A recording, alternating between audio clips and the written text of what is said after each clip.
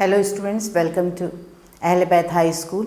बच्चों खुश आमदीद। आज हम पढ़ेंगे 8वीं जमात का 10वां सबक फ़कीर की नसीहत, जिसे लिखने वाले हैं डॉक्टर बानो सरताज।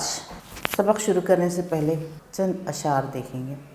हर चीज़ मुसब्बब सबब से मांगो, मिन्नत से खुशामद से अदब से मांगो, क्यों गैर के आगे हाथ फैलाते हो, बंदे हो अगर रब के तो रब से मांगो। ये सबक असल में बंदों को ये नसीहत की जा रही है कि हर चीज़, जो भी चीज़ की हमें ज़रूरत है वो हम मुसब्बब सबब मतलब जो सबब को रवा करने वाला है, जो तमाम असबाब रवा करने वाला है, उससे मांगें। वो कौन है? वो खुदा अल्लाह ताला।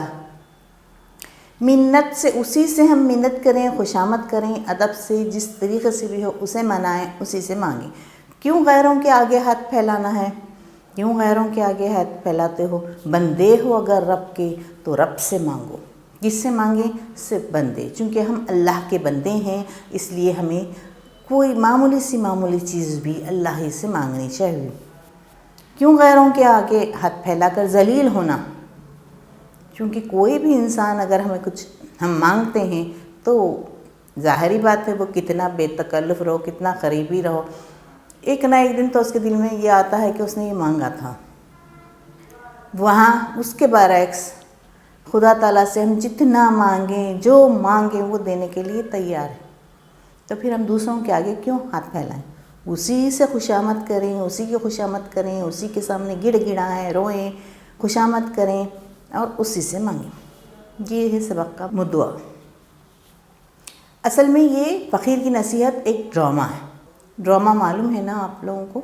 ड्रामा अदब की एक खूबसूरत और क़दीम सिन्फ़ है। ड्रामा यूनानी लफ्ज़ ड्राओ से माख़ूज़ है। ये ड्रामा का लफ्ज़ यूनानी लफ्ज़ से माख़ूज़ है, जिसके मायने अमल के हैं। ड्रामा अदब के सिन्फ़ होने के साथ साथ एक ऐसा फ़न है जिसे स्टेज पर पेश किया जा सकता है।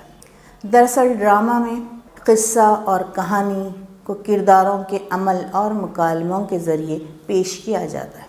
ड्रामा क्या रहता है? जिसे स्टेज पर पेश किया जाता है, जिसमें किरदार ख़ुद बोलते हैं या किरदार के एक्शन के ज़रिए हमें ड्रामे का मतलब, जो मज़मून है उसका जो मतलब है वो समझ में आ जाता है। ड्रामे की दो बड़ी किस्में हैं, एक अलमिया और दूसरा तरबिया। अलमिया में रंज व अलम और हमदर्दी होती है, उसके बरक्स तरबिया में तंज़ व मज़ाक के पहलुओं को उजागर किया जाता है। ये लिखने वाले मुसन्निफ़ा हैं सरताज।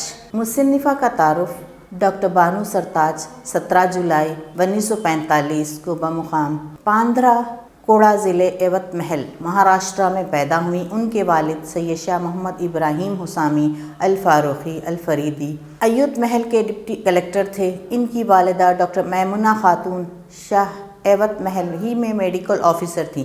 वो एक इल्मी और अदबी घराने से ताल्लुक़ रखती हैं। इन्होंने उर्दू, हिंदी और तारीख़ से एमए किया और एजुकेशन में पीएचडी की डिग्री हासिल की। इसके बाद Shri Sai Baba college of education Gadchiroli में प्रोफेसर और हेड ऑफ डिपार्टमेंट की हैसियत से काम किया। इन्होंने उर्दू, हिंदी और तारीख़ से एमए किया और एजुकेशन में पीएचडी की डिग्री हासिल की। इसके बाद Shri Sai Baba college of education Gadchiroli में professor of head of department की हैसियत से काम किया। डॉक्टर बानो सरताज उर्दू की एक बेहतरीन अफसाना निगार और ड्रामा निगार हैं। दायरों के क़ैदी, अपने हाथों में थामा हुआ मैज़ान उनके मशहूर अफसानों के मजमूए हैं। इन्होंने बच्चों के लिए बहुत सी कहानियाँ और ड्रामे लिखे। ड्रामे के किरदार हैं बादशाह महमूद गज़नवी, एक फ़कीर, वज़ीर व उमरा। पर्दा उठता है, दरबार लगा हुआ है, अमीर, उमरा, वज़ीर अपनी जगह बैठे हैं। चौहदार बादशाह की आमद का इंतज़ार करता है। क्या हुआ है? ड्रामा स्टार्ट हो गया है, पर्दा उड़ गया है, दरबार लगा हुआ है, दरबार में अभी बादशाह नहीं आए हैं, अमीर वज़ीरा सब अपनी जगह बैठे हुए। चौहदार, शहंशाहों के शहंशाह बादशाह महमूद गज़नवी तशरीफ़ ला रहे हैं। महमूद गज़नवी शाही तमकनत से तख्त पर तशरीफ़ फरमाते, दरबार में मौजूद अफराद इन्हें ताज़ीम देते हैं। महमूद गज़नवी, आज हम सबसे पहले अपनी रियाया के हाल चाल से वाक़िफ़ियत हासिल करना पसंद करेंगे। वज़ीर आज़म, حضور کا اقبال بلند ہو، آپ ہمیشہ اپنی رعایا کا خیال رکھتے ہیں۔ محمود غزنوی: ہماری رعایا کو کوئی خاص پریشانی تو درپیش نہیں ہے۔ وزیر اعظم: خاص تو کیا، عام پریشانی بھی نہیں۔ آپ انصاف پرور ہیں، ایک مشفق باپ کی طرح رعایا کی ضروریات کا خیال رکھتے ہیں۔ محمود غزنوی: اللہ تعالیٰ نے ہم پر جو ذمہ داری عائد کی ہے، اسے پورا کرنے کی ہم کوشش کرتے ہیں۔ گاہے گاہے رعایا کی خبرگیری کرتے رہنا ہم مناسب سمجھتے ہیں۔ ایک وزیر: آپ کی رعایا خوشحال ہے، کھانے پینے کی اشیاء کی فراوانی ہے۔ دوسرا وزیر: ملک میں امن و امان ہے، رہزنوں، چوروں، ڈاکوؤں کا خوف نہیں ہے۔ تیسرا وزیر: بچے تعلیم حاصل کر رہے ہیں، خواتین کی عزت کی جاتی ہے۔ چوتھا وزیر: دوسرے ملکوں سے تعلقات اچھے ہیں، سفیران اکرام آتے رہتے ہیں۔ پانچواں وزیر: تجارت کے مواقع سب کو حاصل ہیں، صنعتی ترقی بھی اطمینان بخش ہے۔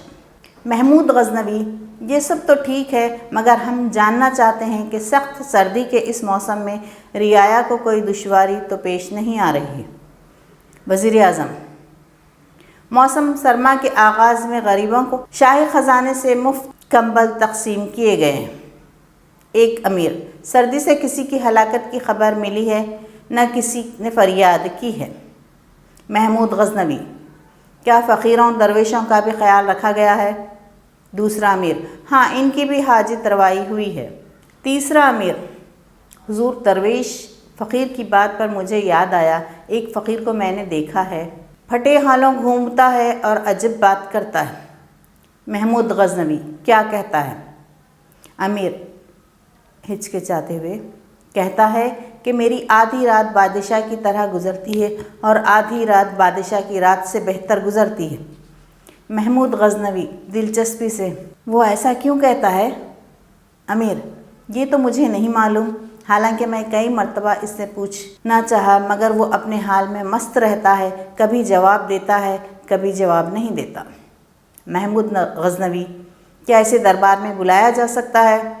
امیر: کیوں نہیں، وہ بس پہنچنے ہی والا ہوگا۔ دراصل آپ نے جب رعایا کے حالات سے واقف ہونے کی خواہش ظاہر کی، اسی وقت میں نے ایک سپاہی کو اس فقیر کی تلاش میں روانہ کر دیا تھا۔ محمود غزنوی: تمہیں کیوں محسوس ہوا کہ اسے ہمارے حضور میں پیش ہونا چاہیے؟ امیر: وہ خود کو بادشاہ سے بہتر ٹھہراتا ہے، اس لیے۔ محمود غزنوی: تمہیں غلط فہمی ہوئی ہے، وہ خود کو بادشاہ سے بہتر ہرگز نہیں کہتا ہے۔ جو بھی ہو، ہم اس فقیر سے ملنا پسند کریں گے۔ یہ فقیر درویش بڑے پہنچے ہوئے ہوتے ہیں، ہو سکتا ہے کہ اس کے قول میں کوئی راز ہو جس کا جاننا ہمارے لیے مفید ثابت ہو۔ اسی وقت دربار میں ایک سپاہی فقیر کو ساتھ لے کر دربار میں پیش ہوتا ہے۔ سپاہی جھک کر آداب بجا لاتا ہے، فقیر بھی بادشاہ کو سلام کرتا ہے۔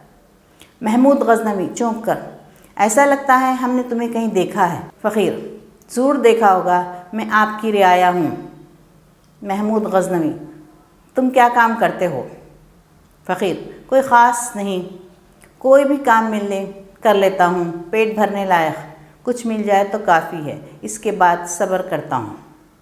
محمود غزنوی: کہاں رہتے ہو؟ فقیر: کہیں نہیں۔ محمود غزنوی: کیا مطلب، رات کو سوتے کہاں ہو؟ فقیر: ایک ہوٹل کے تنور کے پاس سو جاتا ہوں، فقیر کو جگہ ہی کتنی چاہیے۔ محمود غزنوی: ہمیں یاد آ گیا، ہم نے ایک رات تمہیں تنور کے پاس سوتا ہوا دیکھا تھا، مگر اتنی سخت سردی میں تم کھلے آسمان کے نیچے کیسے سو لیتے ہو؟ فقیر: بس میں سو لیتا ہوں کسی طرح، آپ بھی تو رات میں بھیس بدل کر گشت کے لیے نکلتے ہیں، کیا آپ کو سردی لگتی ہے؟ محمود غزنوی: ہم سردی سے حفاظت کے لیے گرم کپڑوں کا استعمال کرتے ہیں، رعایا کی خبرگیری کرنا ہمارا فرض ہے۔ فقیر: تو آپ ان غریبوں کی خبرگیری کیوں نہیں لیتے جن کے پاس سردی سے بچاؤ کے لیے گرم کپڑے نہیں ہوتے، گرمی اور برسات سے بچنے کے لیے چھت نہیں ہوتی؟ آپ نے مجھے کڑکڑاتی سردی میں کھلے آسمان کے نیچے سوتا دیکھا، مگر میرے لیے کچھ نہ کیا۔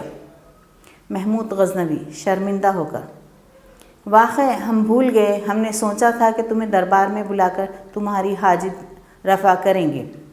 فقیر: میں تھوڑے ہی میں قناعت کرتا ہوں اور ہر حال میں اللہ کا شکر ادا کرتا ہوں، آپ دوسروں پر نظر کرم کیجیے۔ امیر موضوع بدلنے کی غرض سے درمیان میں بول پڑتا ہے، عالم پناہ، جاننا چاہتے ہیں کہ تم جو اکثر کہتے رہتے ہو کہ میری آدھی رات بادشاہ کی طرح گزری اور آدھی رات بادشاہ سے بہتر گزری، تو اس کا راز کیا ہے؟ فقیر، راز تو کچھ نہیں ہے، وضاحت کیا کروں؟ ویسے آپ نے مجھے سرد رات میں تنور کے پاس سوتا ہوا دیکھا ہے، تو بات آپ کی سمجھ میں آنی چاہیے۔ محمود غزنوی سوچتا ہے، پھر مسکرا کر، نہیں، ہم نہیں سمجھ سکے۔ فقیر، میں تنور کے پاس سوتا ہوں، آدھی رات تک تنور گرم رہتا ہے تو مجھے خوب مزے کی نیند آتی ہے، تو بتائیے میں اس وقت بادشاہ کی طرح ہوتا ہوں یا نہیں؟ مطلب یہ کہ میں آدھی رات تک بادشاہ کی طرح آرام کی نیند سوتا ہوں۔ محمود غزنوی، واہ کیا بات پیدا کی ہے! امیر عمرہ بھی تحسین کے الفاظ کہتے ہیں۔ وہی امیر، لیکن رات کا دوسرا حصہ بادشاہ سے بہتر کیسے ہوتا ہے؟ فقیر بات کاٹ کر، بادشاہ سے بہتر نہیں، بادشاہ کی رات سے بہتر۔ محمود غزنوی، خوب، بہت خوب، لیکن معمے کو حل تو کرو۔ فقیر، جیسا کہ میں نے کہا، آدھی رات تک تنور گرم رہتا ہے تو مجھے آرام کی نیند آتی ہے، تنور ٹھنڈا ہو جاتا ہے تو سردی کے باعث میری آنکھ کھل جاتی ہے، پھر جب نیند نہیں آتی تو میں وضو کر کے عبادت میں مصروف ہو جاتا ہوں۔ محمود غزنوی، گویا اسی لیے تم کہتے ہو؟ فقیر، جی ہاں عالم پناہ، اسی لیے میں کہتا ہوں کہ میری آدھی رات بادشاہ سے بہتر گزرتی ہے، کیونکہ آدھی رات کے بعد آپ خواب خرگوش کے مزے لیتے ہیں اور میں خدا کے حضور میں حاضر رہتا ہوں۔ محمود غزنوی کھوئے کھوئے سے لہجے میں، بہت اچھی بات کہی تم نے، چونک کر مسکراتے ہوئے، تم نے تو دربار میں آ کر ہمیں انعام سے نواز دیا، اب بتاؤ ہم تمہاری کیا خدمت کر سکتے ہیں؟ فقیر، میری نصیحت کو اگر آپ انعام سمجھتے ہیں تو یہی میرا انعام ہے، مجھے اور کچھ نہیں چاہیے۔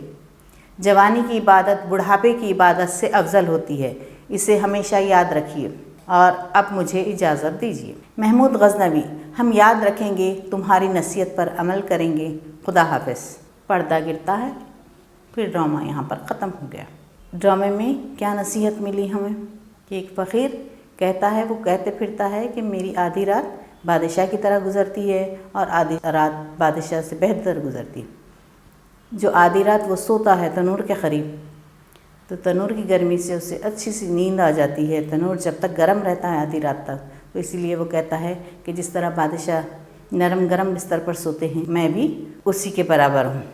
اور جب اسے سردی لگنے لگتی ہے تو اٹھ کر وضو کر کے اللہ تعالیٰ کی عبادت میں اپنی آدھی رات صرف کرتا ہے، تو وہ کہتا ہے کہ یہ آدھی رات میری بادشاہ کی رات سے بہتر ہے۔ بادشاہ بہت خوش ہوتا ہے اور کہتا ہے کہ تمہیں کیا انعام دیا جائے؟ تو فقیر کہتا ہے کہ بس میری یہ نصیحت یاد رکھیے کہ جوانی کی عبادت بڑھاپے کی عبادت سے کئی گنا، کئی درجے بہتر ہے۔ خدا حافظ۔